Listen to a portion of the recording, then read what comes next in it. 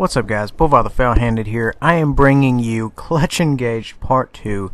This is the clutch on Himmelsdorf from my point of view. This time I would like to mention you should totally go subscribe to Mike Space the Zodiac 58. He is the one who gave me the video from yesterday, and it was really awesome. And also I've got another good friend of mine, Spartan Space Elite 43 or 34. Punch in both, see what happens. He's an awesome guy, primarily plays Artie. He do whatever he like with Artie. You watch him, you will learn the way of the Artie. Now, if you've watched my video yesterday, you know we're going to the tracks. Typically, I always like to go to the tracks. It's a little bit more open, gives you a little bit more options versus, you know, facing down a whole lot of hate coming down Banana Road. And, you know, the train tracks here, right behind this train, excellent place to go. You can post up, you can kind of shoot things. Zodiac and I are having a little grab ass there. But, you know, if you got a 140 here, and you know, you can get some really good shots if you just post up here. If you look at the mini map, the tactical map, our greens are just pushing. They don't even care. As you can see, they care now, obviously. We're trying to put some rounds down range here. And it becomes very apparent early on in the game that Zodiac is in some deep shit, and he needs all the help he can get. And you've got the rest of the platoon here just putting rounds on that Jagdpanzer, trying to get my man out of it. If you watch yesterday's video, obviously you know that doesn't happen. There's only so much we could do. If the Jagdpanzer alone came up, yes, we could have gotten him out of it. When the E100 showed up, it was more or less a foregone conclusion. He went up a bit far, and he's going to blame it on me, I just know it. So, anyway, we're still trying to maintain a firing line here. We're going to try to, you know, more or less checkmate them if they come out, show their face, or try to push around to that corner there. We've got a good presence here. It's not fantastic.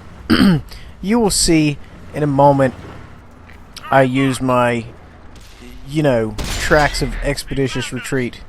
I don't have to be the fastest, I just have to be faster than the slowest. Because I cut out. You know, I cut out. If you watched the video yesterday, yes, I cut out with a flurry of swear words. I was out. And, you know, every now and again you're going to have that where you're just like, you dude, every tank in the game is over here. I've got to get out of here. You know, what have you. Because if you'll watch the map, the red presence here shifts incredibly quickly from, you know, our favor to their favor. Actually, it's really no one's favor right now because it looks as if it's contested. They bring so many tanks. You know, at some point you have to look at the tactical map and be like, they can have it. You know, and the idea here is you want to stay alive, you want to keep that gun running. Now see, here the Jag comes after my man, and he's taking cover there, so I can't get a shot at him. I'm just going to pull around the corner here, see if I can't toenail one in. And, you know, he's playing it very safe. Essentially, he's being area denial for Zodiac in the T-62A.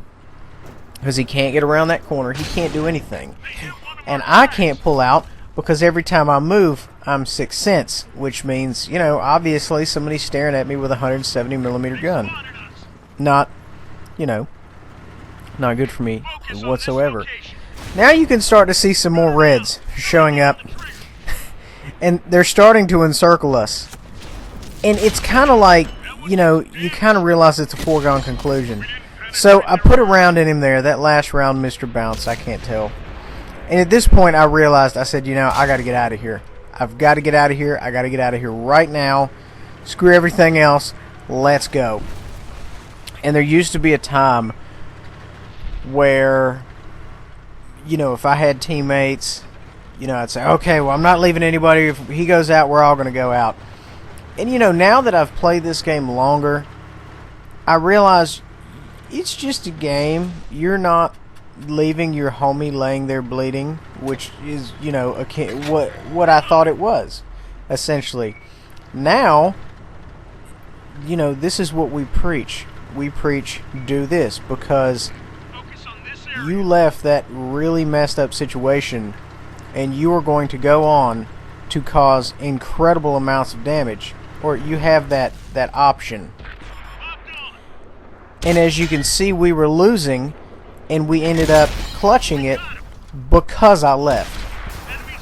And that's kind of how you need to look at things.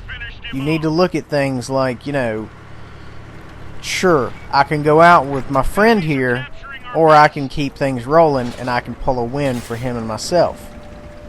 So you just kind of have to decide what you wanted to do. And myself, I wanted to win for all of my people. And, you know, I like shooting people. You know, it's late in the game. Well, it's not really... I guess it would be late in the game. The game is kind of in its adolescence at this point. But it's late in the game for the Greens because we are losing like a boss. And you can hear me on the other...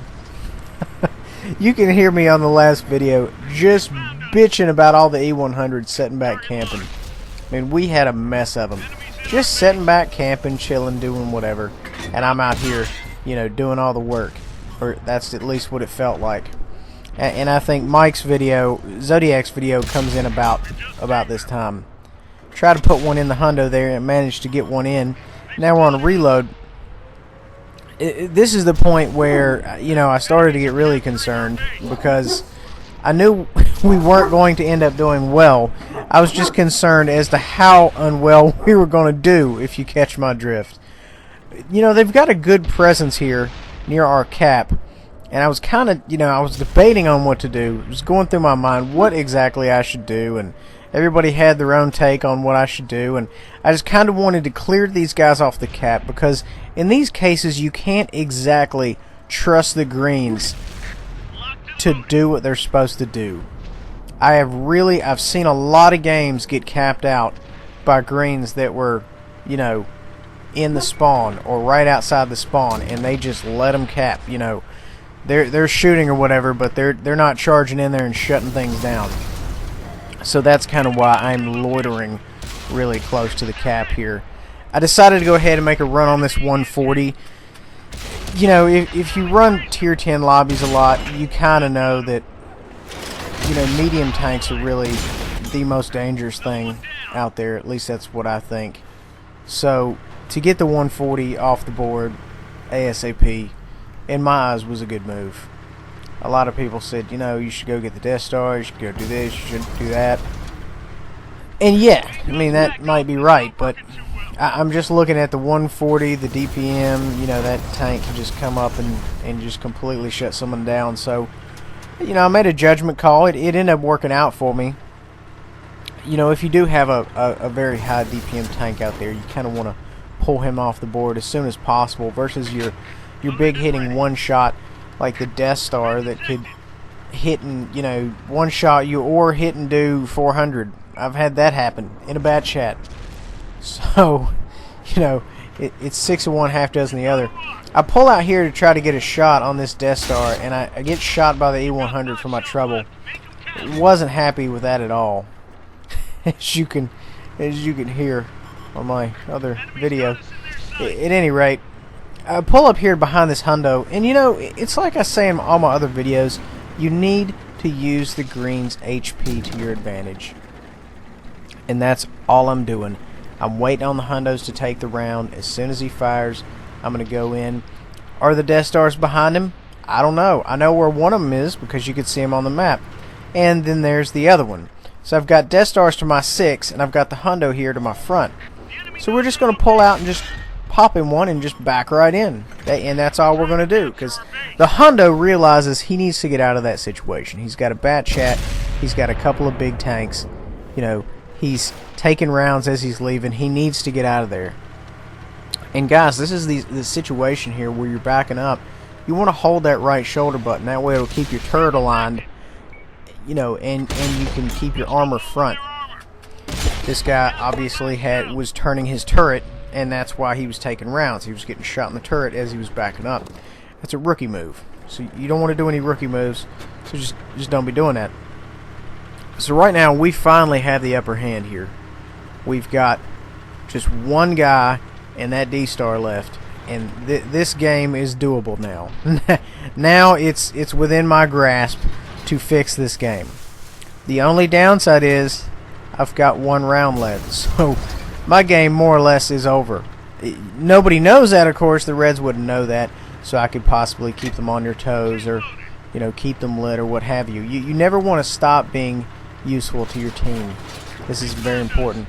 And of course I started to scope him and he died. So there we go. Guys, that's all I have for you today. Thank you for watching. Please subscribe. I hope you enjoyed Himmelsdorf Clutch Part 2.